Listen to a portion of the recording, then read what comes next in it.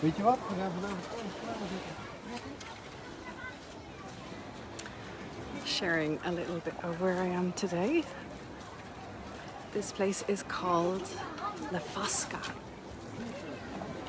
And as I was meditating on the beach, kind of right in the center point, there is ancient ruins behind me, which I will show you all in a minute. And just over there, right there, I got to the point that thousands of years ago there was a holy site, you could call it, a place maybe where people went to pray. I feel like there was some type of something to the mother. I just don't know what it was.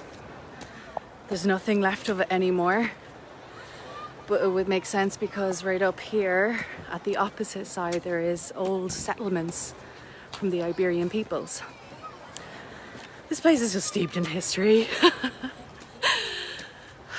I'm going to bring a little bit of a transmission from it. Today was interesting. Hello. So today, I'm going to just take a rest because there's a lot of people around. Today I did a little BQH, quantum hypnosis. And it was really interesting. There was a being from another dimensional planet system. And this being's purpose was transmutation. And it would connect down into the Earth, the planet that it was on. And little heebie-jeebies would come dimensionally through cracks, and it would invite them to transmute, running down its tentacles into the Earth core, like a joyride. And the message really being that everything that we're in contact with day in, day out, illusion, right? Fears, constrictions, projections, judgments, anger. This being's message was that take a breath in and imagine it running down your energetic tentacles, because that's like our nervous systems. Our nervous systems comes out and grabs all the information, brings it in, and we get confused. We become the illusion as well sometimes as we attract it to us. We don't know what's true and what's not true anymore. We make something mean something about us that's actually not the truth, or we get confused. We lose our alignment. And this being's job was to just be curious. Oh, that's interesting. And then say, fear, loneliness, sadness, anger. Do you want to come for a joyride down my body and into the Earth, into the planet beneath me? I just thought it was such a beautiful being that came through. And it was a message for the person, for me too, because I recognized I've seen beings like this before last year, and they're over Earth because they have cousins or sisters and brothers that help transmute a lot. They come in as star beings to help transmute a lot of the gunk and gore, and to teach us how to become masters of our own illusions, realities, whichever word you want to use there, illusion or a reality, right? It was so beautiful, so calm. It was just the most soft, gentlest being as well. I'm hoping through my voice some of that will impart, and the lady that had the session with me knows who she is. But I had tears in my eyes because it felt like I remembered an encounter with this energy, or I remembered that planet, plasma planet. And I have to remember that, how my system works. And I think that's why the mirroring with clients, you're always going to have mirroring.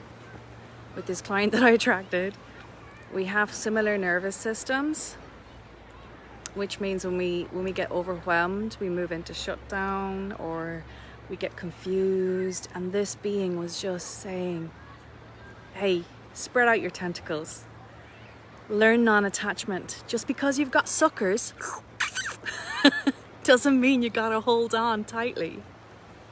And the more you fight something, sometimes the stronger the sucker becomes, right? We have a story and an attachment to what we perceive is something coming along our life, right? The train of the bed that we're following. And this being was like, you don't gotta get attached, let it go. Observe, breathe in, imagine it somehow moving through you, speak to it, give it a voice, a conversation, and invite it to move down into the earth to be transmuted, where it gets recycled. So all these thoughts and energies, emotions, stories, projections and judgments, they get all recycled. This being has such a beautiful, I'm not going to do it justice by sharing it, but I loved how it was teaching the client and me about non-attachment via the sucker story. And how easy it is as we're walking around with our nervous systems, these are gifts that we have, right? Our feelers, our empathic feelers are out. We can kind of make something mean something when it's projected at us, suck it on, take it back in and create a story. That's the illusion, right? We create something out of it. And now it's a choice in every moment to keep breathing through that and to imagine another different reframing of that story so that energy can move on. Because it wants to move on too. Yeah, I love that octopus being. I'm going to see that it's quieting down a bit, so I'm going to continue walking. I'll give you all some of this glorious nature and the energy of La Fosca here. It's beautiful. The waters are glorious. If anybody has a question, let me know. Mirror, mirror, mirror, mirror on the wall. Isn't that also linked into a little bit of the Mandela effect? We all remember it a little bit differently. Who's the fairest of them all? Yeah, we're mirroring all over the place, I think, some of us. So I had to kind of have a little review of what stories am I suckering onto. Where's my tentacle stuck in somebody else's story? And how am I making that frame me, which is the role I undertake then. So I create a role around it. And then I lose me. Now this was part of what the client was moving through as well. So super interesting stuff. And beautifully put by this octopus being who didn't give us a name because they said that was a label. And we attached to them as well. So here we are. I'm going to show you this beautiful spot as I'm climbing all the steps.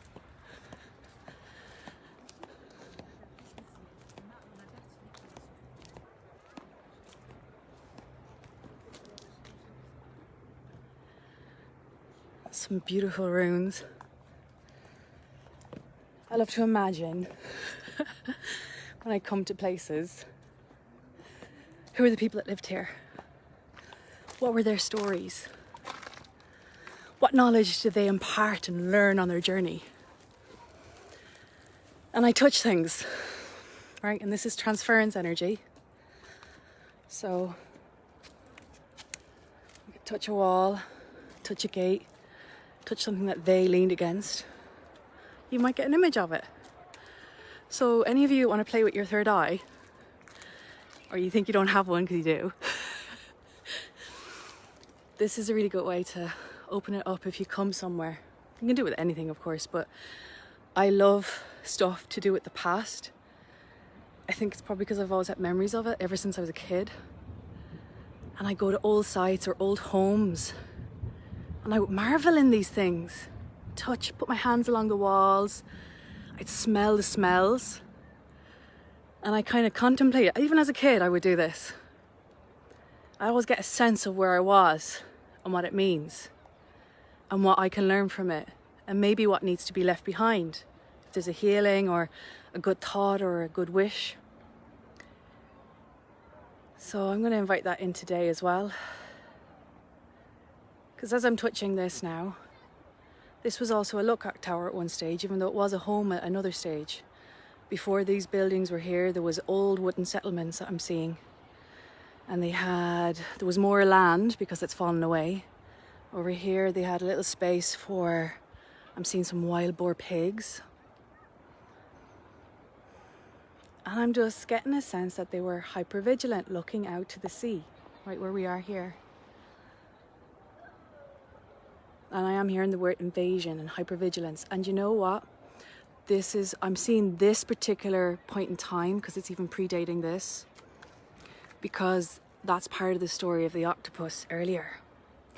The octopus was giving instructions on how to release hypervigilance that we can move into. Again, linked into there's going to be a thunderstorm. Can you hear the thunder? It's just rumbling right now. Oh, hypervigilance, here we go. I need to get this in before we start raining. I'm just going to take another breath. What words want to come through? How can I share this? I want to be careful not to divulge anything personal as well of the clients, but also it's a reflection from me.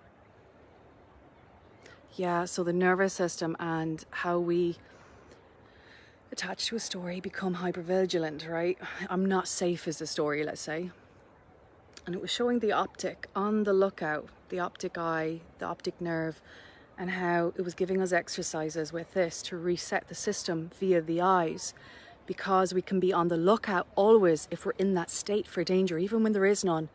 Even when we're back in safety, we don't turn it off, which means we could question trust with those that we love. It's almost like you're not fully trusting self or others, or allowing yourself to move back into your state of connection and bliss. You're out of danger, but yet you're still acting like you're in it. Now, I feel the whole world is kind of in that right now, especially with the bombardment and the illusions. Everything is an illusion. I'm not going to get into that, but it is that they're being fed right now. Okay?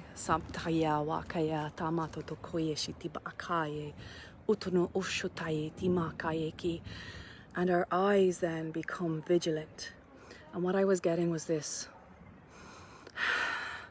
right? That whole thing where the breathing gets shallow and the eyes are flickering. Now, you mightn't be walking around like that, but the energetic eye is still darting energy in microseconds. So it's like this tiny, tiny shift that you're doing and you don't know you're doing it. And that's why you might get a weird feeling off people, like they're sizing you up, right? You're getting that energy from them because they don't feel safe. They're trying to size you up. Are you safe to be around, right? That's the energy you get. So what I'm getting is that energy here, and it's old and it's ancient.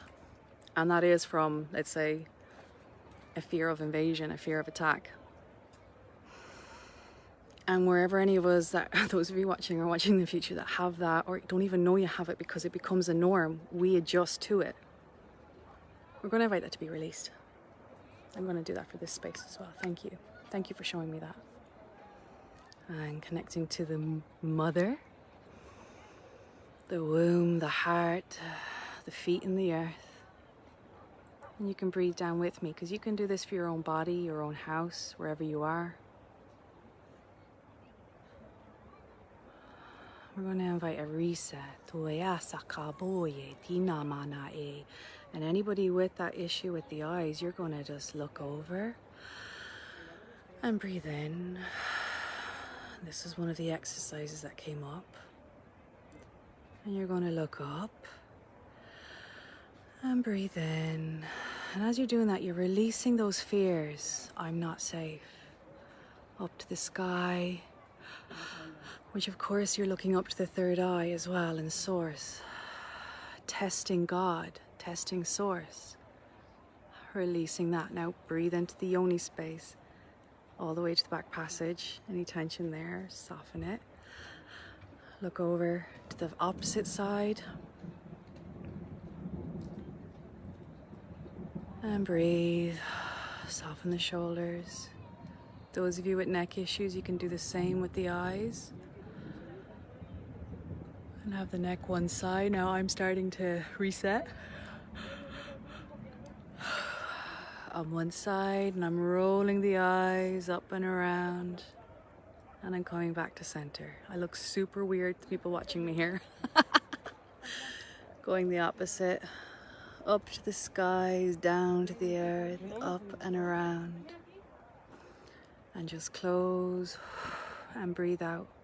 And what we're inviting in this space is all the memories, all the threats perceived or projected onto us, we're releasing.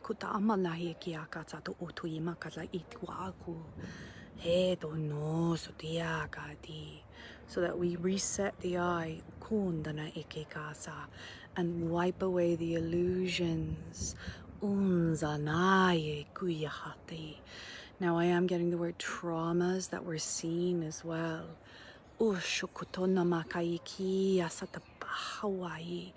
And when we have this experience in the physical, especially as children, we will shut down this because that perceives 10, 100 million times fold more. So where that's been compromised by this, who has floaters and glaucoma right now, we're inviting a healing in for that as well. And that's very much ancestral.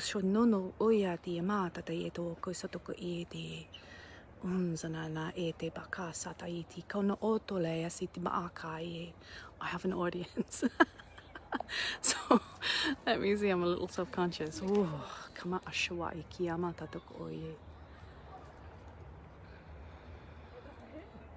That's funny. I feel I'm being watched right now. Look at that. That was one of my own belief systems. And with that feeling of being watched, I fear being judged. A drop just fell. A drop of water, purifying. So I'm going to invite that to be released as well. I'm just in my full expression here. I'm safe.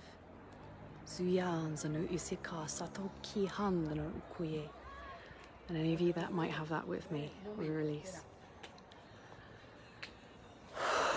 So there's a big release right there now, and I can feel a rewiring in the brain. I can feel an opening in the neck and the third eye. And there's a wanting to open the legs to trust and get anchored in the body. Right? Trust the body to move when it needs to. Trust the senses to tell me when I need to go somewhere or when I need to stay somewhere. And how to trust people, right? Without being hyper-vigilant. How can I do that from a space of absolute utter peace? Without losing myself, suckering into the story. I mean, geez, that's mastery, isn't it? So, I mean, they're the big questions I'm asking. That's what I'm inviting in, and that's what I'm inviting through to you as well. And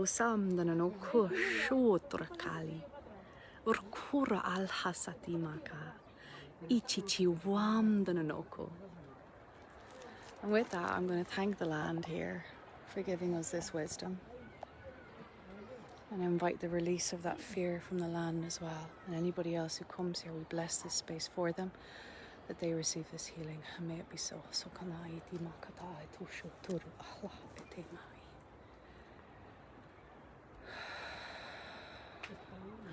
I'm breathing and I'm softening the throat. Soften down your wee-wee. And that's me done. I'm going to get my handbag. Hold on. Ooh. And it is starting to rain a little. All right, my loves. Let's see. I want to show you one more thing. One last view. This is a magical space. It's in this space you'll see stuff like hummingbird moths. Glorious, glorious, glorious. Look how they've built onto the rock as well.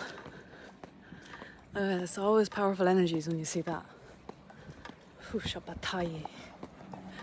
Here we go. Can you hear the thunder?